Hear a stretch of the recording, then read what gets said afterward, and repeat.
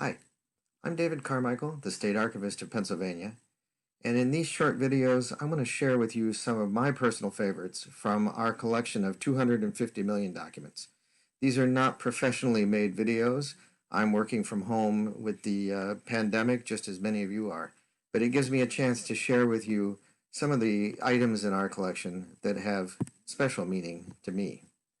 Today, I'd like to share with you our postcards, and specifically a very specific postcard.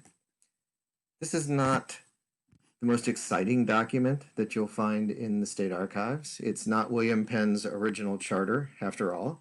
It's nothing like that, but not every document in the archives is tied to a dramatic historical event. Most are simpler, like this one.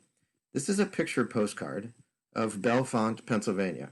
And to me, it's very exciting because my grandmother was born and raised in Bellefonte.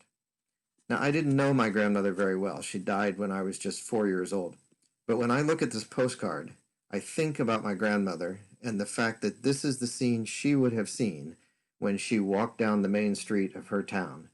She was born in 1900, so this scene would have been very familiar to her. I see the train station and think, for the few times that she left town, this is probably where she would have gone to board the train. Or when family visited from other states, she probably would have come here to greet them. And I see the children standing there, and I think one of those could be her, except that she could never have afforded to wear clothes quite that expensive, and I'd like to think she was smart enough not to play on the railroad tracks. When you look at postcards like this, and the State Archives has thousands of them, you are transported to a place and a time that you did not live in. And especially when we're talking about our ancestors, postcards like this and pictures like this can help us find a tangible connection to them. And speaking of tangible, this is a picture of a state highway in Centre County, very near Bellefonte, and it was taken right about the time that my grandmother probably was learning to drive. And I look at this and I think that is a very daunting situation, to say the least. Pictures like this can really connect us to the past.